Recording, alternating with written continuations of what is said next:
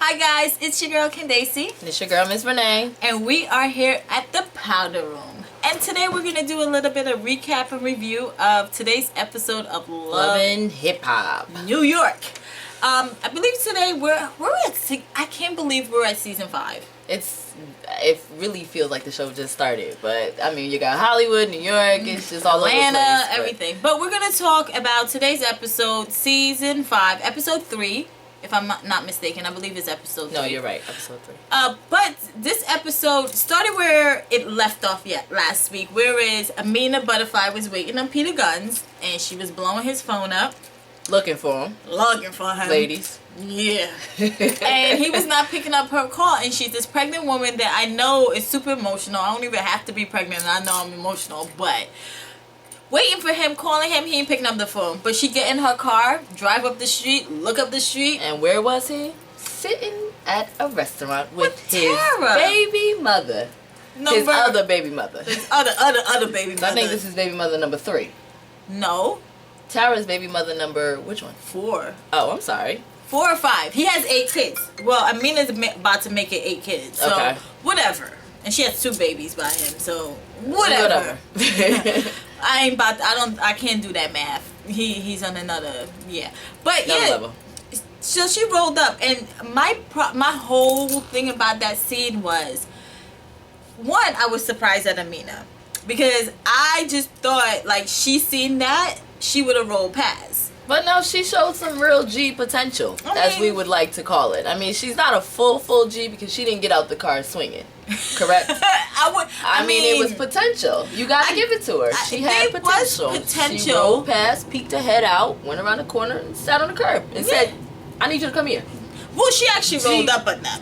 Oh, yes, that's right. She did. So she had more than a little potential. She did. She had it. But she walked, I felt like, you know what, like, my thing is, she's always been timid, and she's very naive and very gullible, and she believes everything this man tells her. But that's one of the things we love about her. That's what makes her her. I mean, I appreciate it. That's her being real. That's who she is. She's not hardcore, I want to fight you. I don't feel like she needs to be hardcore, but you have papers in this dude. Like, you're his wife.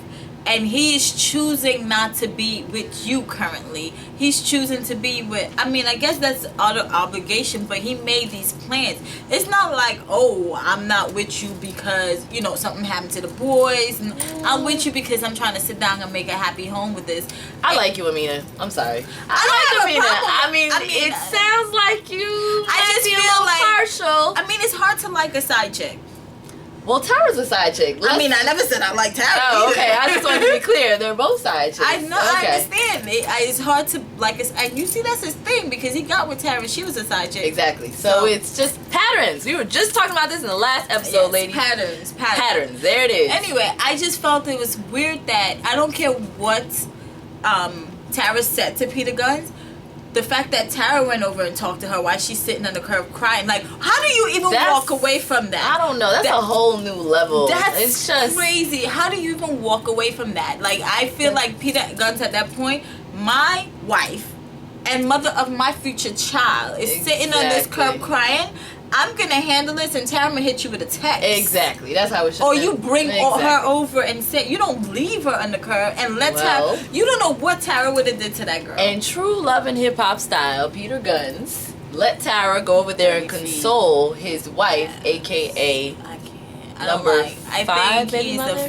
Whatever, he's foul. Anyway. It's just, like you said, it's just completely foul. Yes, it's completely foul. I don't like him. I'm not a fan. So what other highlights I'm not a fan of that. The next thing we went into the Cisco dude. Cisco. Okay, so let's talk about Cisco. Cisco, AKA, I feel like he's Stephen J. Jr. Stevie J. He's trying, but go ahead. He's emotional. He is. Stevie J never cried. We didn't get to his emotion. I think the next scene set up is when he went to meet with Rich Dollas. That was the next scene. He got love advice from Rich Dollas. That was actually a funny scene. That was hilarious because if you were sitting down talking to Rich Dollas, who had for the last couple of seasons and he said it. I'm going to Rich Dollas because his relationship is always jacked up. Exactly. But when Rich Dollas gives you sound advice, You need to be concerned, Like, Cisco. I was just like, wait a minute, but Rich Dollas just made sense. What just happened? Like, I'm looking up in the sky like... We both looked around, because when I was like... Rich Dollas? Wait, what? He made what? No. But anyway, I thought that was very interesting. I mean, all these scenes are like pretty much set up, but... Scripted. Yeah. It's becoming a scripted reality show. Yeah, so that was that. And then the next, they went over to Erica Mena and her best friend. Which is Ra. Are we talking about Ra? No, not Ra. The one before him. That dude that met in the park where he let all the tea out about Sin and her. Now, you schooled me on something. I didn't know Dykeman was... It's an area. Yeah. It's an area in New York. So there's so many different parts of New York that I'm unfamiliar with. Jersey girl. Jersey me all day, but Dykeman. Yeah. Supposedly Sin was cheating on Erica with this guy from Dykeman. That's a supposed. My whole thing though is, I don't know if she was or she wasn't, but you got it from third party. Granted, that's your best friend. You got it from third party. And that's what I'm saying. Like, did you see her? Exactly. Like, where did you get this information? Because if I was Sin, it wasn't me. Like, I'm sure it was shaggy out here. It wasn't me. It caught me. It wasn't me. Listen. So that was that, and then they lead back, and then it went into I guess it rolled back with Mendeecees and I love Yandy and Mendeecees together. I don't know what they've gone through to get to this point, but I love them together. Let me tell you guys. I'm talking about between her and Candy are my inspiration. Candy from Real Housewives of Atlanta. Yeah. Okay. Because I feel like I interviewed Yandy on the red carpet, the dopest chick ever. Like, I just love Yandy. So if she's happy, she just makes me smile. And like I was telling you, Mendeecees has the cheesiest, most infectious. Like, she said infectious. She made sure she told me that. It's infectious. We love you, Yandy and Mendeecees. So, we love you. They went into that with them working out together. I missed this whole with her getting work done, whatever the case may be. Yeah, I wish we would have been able to rewind that. But yeah, my thing. We missed it. Yeah. So that whole situation with them talking, I like that the fact that they're working out together and they're trying to plan their future. And I think, and I heard K. Michelle, it wasn't K. Michelle, I'm sorry. They always pose Yandy in a positive light. And I heard Erica Mena said, that's what happens when you're best friend with the boss. I'm like, no, that's what happens when you carry yourself like a lady. Exactly. Because that's one thing I've noticed about Yandy. No matter what, she always carries herself like a lady. Even when she had the first season when she had drama with Jim Jones and Chrissy, she still handled herself. She handled it. It was like really discreet. It wasn't robust. Yes. Then they went into this whole situation with back to Cisco and him talking to his mother. Very emotional scene. But it was just it was emotional because of what was being talked about. But the setup to me was just fake. It was fake. I mean, somebody had tweeted, and yes, Twitter you was found this. Somebody had tweeted, "How you having an emotional moment with your mom, and then you got Rick Ross in the back eating paninis?" Like, I'm confused. I was confused by that. Shout out to that extra though. Yeah, shout out to him. Shout out he had the real sharp shape up. Yes, like, shout out he just to got that blackout. Like the things we noticed. The things we noticed. But yeah, it was distracting. I feel like that's what it is. They needed to blur it out. But it made me kind of look at him a little bit different because it's like, yo. So you like him? Nah, bro. I said look at him. Oh, okay. I just want to make sure you clarify for our viewers out there. You don't like him. No, not at all. You just I felt for him. Okay. I felt for him. That's better. To see your mom's being beat in front of you, for your mom abandoning you, for all of that, that is hard on a man. And any man that cries, my heartstring pulls. Except for if you're Rich Dollas. I feel like every time. How you gonna exclude Rich? Like, okay. Have you seen him? We're not gonna talk about Rich no more. I like Rich. Rich is cool. I'm sorry, because Rich let all of the chicks know what it is. You gotta respect Rich. That, but I'm just saying, man. You can't be mad at Rich. You ever seen him cry? I like Rich. I mean, he can cry. You can cry, Rich. She about to wipe them tears, Rich. Holla. But no, if you know how look at home. Well, let's just talk about the fact too, like, I mean, can nobody really take an emotional scene serious on Love and Hip Hop? I think you can. There's certain scenes that you can take. I took when Yandy was crying off. Oh, the first scene when Mendeecees came to and met his son. for the first time. Okay, now that scene was a little emotional, but what? I mean, that's with the kids. I mean, of course, it's kids.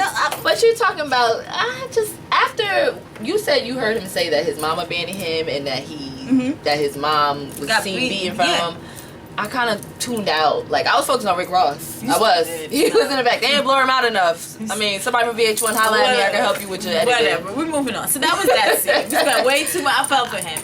Then it went on back to the whole Sin and Erica, their fake lunch scene. First of all, Erica Mena is not walking around the corner nowhere in no damn heels that high. Like, you saw her come around the corner. Like, they said well, let's not forget about her heels, but her right breast, or left breast, because we're talking about camera, was about to pop out of her shirt. Let's talk about that. I mean, one wrong move, and hello, titty. Like, that's what it would have been.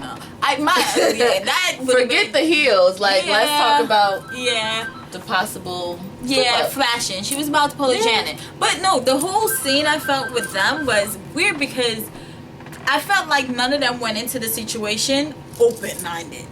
True. I mean, they both had their decision in their head what was about to go down. Yeah, and it just seemed like they both were very defensive from the door. Like, especially Erica. I mean, we all know her with the whole situation with her and Bow Wow. So I'm sure that was kind of within the same time span. It was. It had to been because Sin brought up the fact that she was making out with him on one of Six and Bar. Yeah, so I mean, that's probably where all the defensiveness is coming from. And I think Sin is legitimately hurt. Like, oh yeah, I really thought they were a cool lesbian. I don't know. I feel like they rushed into their relationship, and I feel like. But I still liked them together, regardless of the rush. I liked them together. I felt like it flowed because. You could be in a relationship. Yeah, I mean, they look alike. And they dressed alike, and they went everywhere together. Yeah, so they looked alike. And we got used to seeing them together. Yes. So that was their whole blow up. I felt like if they both had listened to each other, it probably wouldn't have went that way. And Erica, why you always fighting with? I mean, it sounds bad. Why you always fighting with your hands? But you about to put your hands in something. That's like her first defense mechanism is to throw hands. But that's true Erica style. This is but this is your girl. This is not that chick from last I'm sorry. week. Erica's gonna do what she has to do to get a reaction, to get viewers. In my opinion, Erica is. Over that. Erica's TV. She's bad girl. Yeah, she's bad girl TV. So it wouldn't be right for her to just sit there and have a normal conversation. I know. It'd be like weird. Who? Yeah, that's true. Nah. I just don't like it. I mean, I get it. I don't like it. Then we go back to this whole party that Cisco threw. But shout out to our homegirl that was in the that scene. Oh yeah, Nick. Yes, shout out to her. But the whole party that he threw. Like, he threw a party to tell you that, oh, by the way, I got a girl pregnant party. Yeah, I didn't appreciate the whole, parade of bottles that came out prior to him telling her about her 6 months. You threw a party to tell me. You threw. How about we stay at home and have a beer instead? Like, don't embarrass me like that. And then you gonna tell her in the club in that scene? Like, how would you? And it's not like you telling her to say. First of all, I am not a fan of her. Because you just... why am I not... I don't know. Why are you not a fan of her? What has she done yet? We don't know much about her. What? She lied about having a kid and then was describing her kid as a dog to another man? Okay. All right? Yeah. I missed that. I missed that. Yeah. See? Yeah. I missed that. Yeah, I'm not a fan of that. Like, you don't... If you have a child, like, you shouldn't have to hide it from no man. Because if that's the case... He also was hiding his child, though. No, he had a child while he was with her. Okay. But you had a child before you met this man. And he told you he had a kid. And like Rich Dollas said, like, you have kids, I have kids. We all got kids. Let our kids play together. Why would you hide it? Your kid and his kid are basically the same age. I never got why she hid it. Like, it doesn't make sense to me. And I'm going to need her to explain that. I can't really comment on it. Soon. I don't have kids. I don't have kids either, but that's just still, I won't hide my kid from no man. No, I get it. Because you ain't finna be my man. Anyway, so that party that she had about... All right, we set alarms because we wanted to keep this under a certain time, but we ain't done yet, so we're going to keep going. But, no, that party was basically, oh, I'm about to tell you I have a kid that's 6 months. Exactly, that's what it was. And I cheated on you. This is let's pop champagne to that. Like, celebrate, I'm cheated on you, had a baby, but... No, I didn't appreciate it. So, try again, Cisco. Yeah. So his her reaction to that is perfect. Like, if she wilds out in that club, he deserved that. Every bit of it, because they didn't show it this episode, but I'm sure it will get real turned up, as we say in 2014. Stop. But we definitely missed to mention the whole, because I felt like it was irrelevant, not irrelevant, but the whole Yandy talking to Tara about her going to Barbados, and Yandy was so right. Like, why are you going to Barbados with a man that has married another woman? And not only has he married another woman, this other woman is pregnant and around. Yes. And I mean, it just was a messy, like, the way Tara felt so confident, the way she seemed so confident talking to Yandy about the situation is for the kids. Yandy put her in a place where she's like, what are you going to do on the beach in Barbados? That's why Yandy was like, y'all going to Disney World? Exactly. She was like, Mickey's coming, right? Yeah. Like, that's what I know for sure. Yeah, she was just as confused as we were, because I was very confused. How are you trying to get over a man that you're going on vacation with? Yeah, she doesn't want to get over him. No. She wants him, but she wants him to embarrass. She wants him to embarrass the shit out of Amina. That's where her revenge is. Yes. The ultimate revenge is, I got your man that you had 6 months ago on the beach with me and my kids. Like, who wants that dirty penis? It's really twisted the way people think. It's disgusting. But that was Love and Hip Hop, or AKA with Charlamagne the God to say lies and lies. But it wasn't as exciting as I wanted the episode to be. No. Because I felt like I think next week's episode is going to be a lot better. Peter Gunz is about to lie and say he about to be a face or something, but AKA he's going to buy the whole birth. And I feel like he keeps singing the song. Twisted. He keeps singing the same Uptown song to her, like, oh, I'm coming home. It's painful to watch. It's painful. I'm sorry. I know this is it's entertainment, but it's painful. Like, I feel sorry for her. Do you think there's self-esteem pills that you could give somebody? No. Nope. No. Well, that was our recap review of Love and Hip Hop. This is season 5. Until next week, guys. We're going to talk about... I'm hoping for more excitement next week, because this one wasn't that great for me. Yeah, I felt a little blah. Yeah. Anyway, so let us know what you think. What do you think about the episode? Hit us up. Call... We're about to tell y'all to call me. Y'all don't know my phone. 1-800 no phone. Anyway, we don't have a phone. Make sure you like, subscribe. Anyway, it's your girl Kim Daisy. It's your girl Miss Renee. And remember, peace and soul. Yes, just be yourself, because nobody else can do it better. Positivity. Deuces. Can we do this?